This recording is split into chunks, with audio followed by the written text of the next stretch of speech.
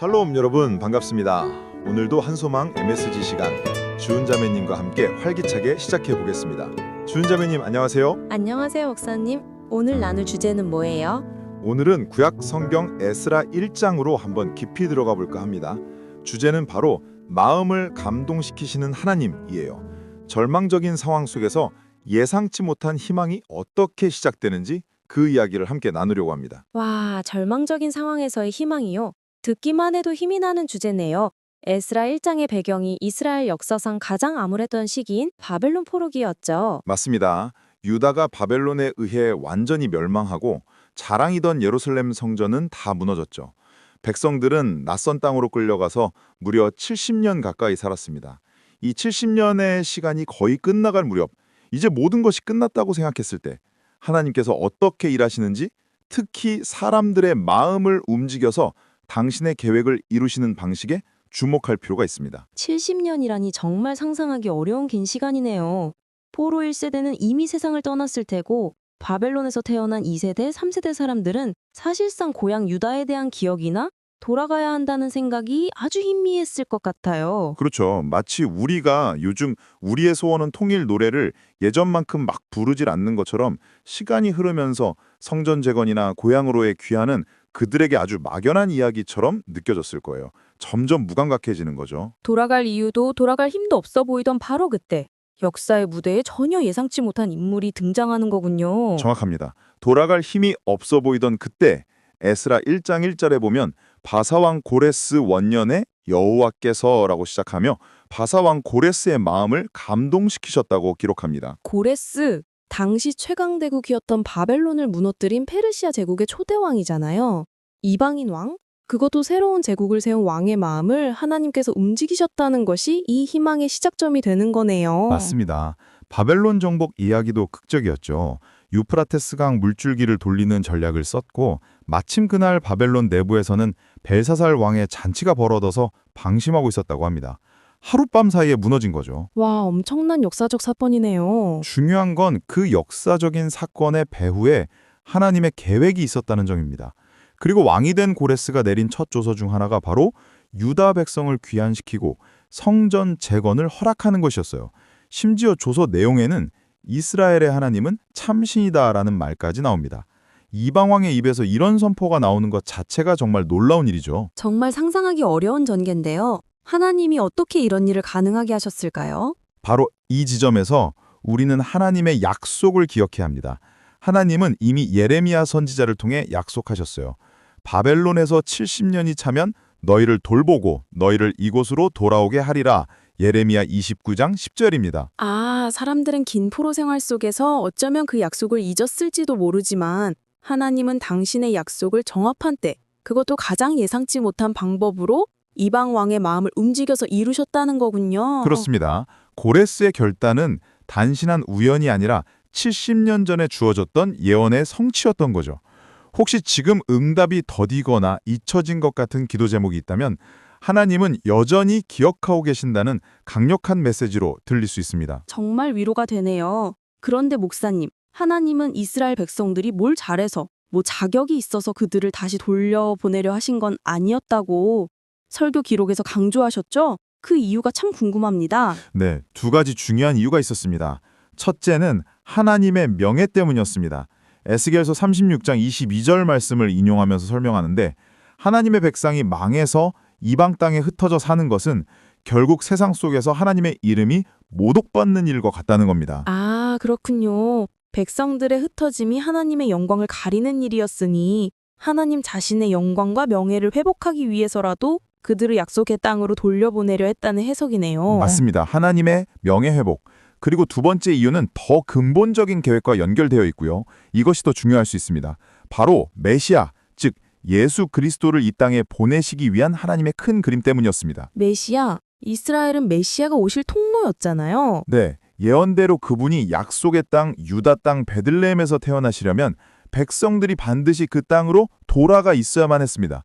만약 그들이 계속 바벨론에 머물렀다면 메시아에 대한 약속은 성취될 수 없었겠죠. 결국 이 귀환은 인류 구원 계획의 아주 중요한 한 단계였습니다. 와, 하나님의 계획은 정말 깊고 놀랍네요. 그런데 이 엄청난 계획을 이루시려고 하나님께서 고레스 왕의 마음만 움직이신 건 아니었죠? 그렇죠. 실제로 돌아갈 사람들이 움직여야 했으니까요. 그렇죠. 에스라 1장 5절이 중요한 포인트인데요. 그 마음이 하나님께 감동을 받고 올라가서 건축하고자 하는 자가 다 일어나니 이렇게 되어 있어요. 하나님께 감동을 받고라니 강제가 아니라 자발적인 움직임이었다는 거군요. 70년이나 지나서 바벨론에 이미 안정적인 기반을 잡은 사람들도 많았을 텐데 그 모든 걸 버리고 폐허가 된 고향으로 돌아간다니 정말 큰 결단이고 엄청난 희생이었을 것 같아요. 엄청난 희생이죠. 그런데 더 놀라운 건 돌아가지 않고 남은 유다 백성들뿐만 아니라 주변의 이방 민족들까지 이 귀환을 도왔다는 사실이에요. 이방 민족들이요? 왜 그들이 유다 백성들을 도왔을까요? 네, 에스라 1장 4절과 6절을 보면 그들이 은, 금, 물품, 짐승, 예물 같은 것들을 기쁘게 내주었다고 기록되어 있어요. 물론 고레스 왕의 명령도 있었겠지만 단순히 명령 때문이 아니라 그들의 마음 역시 하나님께서 움직이셨다는 거죠. 와, 이거 마치 이스라엘 백성들이 이집트를 떠날 때 이집트 사람들이 막 재물을 내줬던 출애굽 장면이랑 비슷하네요. 정확히 보셨네요. 출애굽기 12장 36절에 그런 내용이 나옵니다. 하나님께서 당신의 일을 하실 때는 필요한 자원까지도 이렇게 마음을 움직여서 채우신다는 걸 보여주는 겁니다. 그렇다면 마음의 감동이 정말 핵심 키워드네요.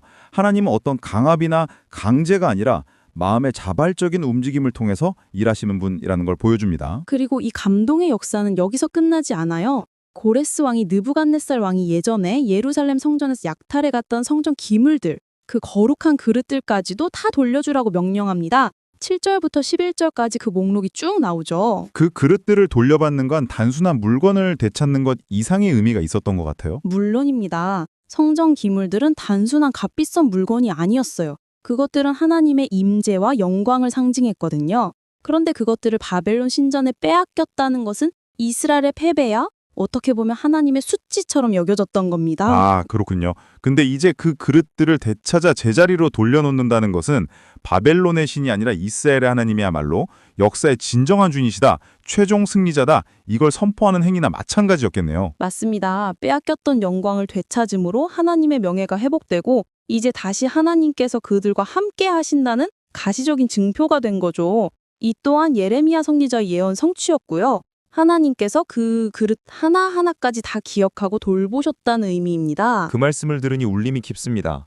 하나님께서 성전의 기물도 이렇게 소중히 여기셨다면 하물며 하나님의 택하신 나의 그릇이라고 불리는 우리 한 사람 한 사람을 얼마나 더 귀하게 여기시고 돌보시고 또 회복시키길 원하시겠어요. 바로 그거죠. 결국 에스라 1장이 보여주는 이 모든 놀라운 시작, 성전 재건의 첫걸음은 건물이 세워지거나 영웅적인 지도자가 나타나서가 아니라 전적으로 하나님이 하신 일입니다. 고레스의 결단, 백성들의 귀한 결정, 주변 사람들의 도움까지 이 모든 단계에서 보이지 않는 하나님의 손길이 사람들의 마음을 어루만지고 움직여서 가능하게 하셨다는 거군요. 맞습니다. 인간적인 개선이나 노력으로는 도저히 불가능해 보였던 일이 오직 하나님의 감동시키심을 통해서 이루어진 겁니다.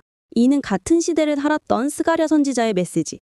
이는 힘으로 되지 아니하며 능력으로 되지 아니하고 오직 나의 영으로 되느니라. 이 말씀과 정확히 통하는 거죠. 아, 성전 같은 거대한 일조차 인간의 힘이 아니라 성령, 즉 하나님의 영이 마음을 움직여야만 가능한 선언이군요. 오늘 이야기가 우리에게 주는 교훈이 참 크네요. 그렇습니다. 현재 우리의 상황이 아무리 절망적이고 내 힘으로는 아무것도 할 수 없을 것 같아도 역사의 주관자이신 하나님이 일하고 계심을 신뢰해야 합니다. 그리고 그분은 종종 우리의 예상을 뛰어넘어서 사람들의 마음을 감동시키시는 섬세하고도 강력한 방식으로 당신의 뜻을 이루어 가신다는 거죠. 결국 우리의 계획이나 능력이 아니라 하나님의 감동시키심이 우리 삶과 역사를 움직이는 진짜 동력이라는 걸 기억해야겠습니다. 맞습니다.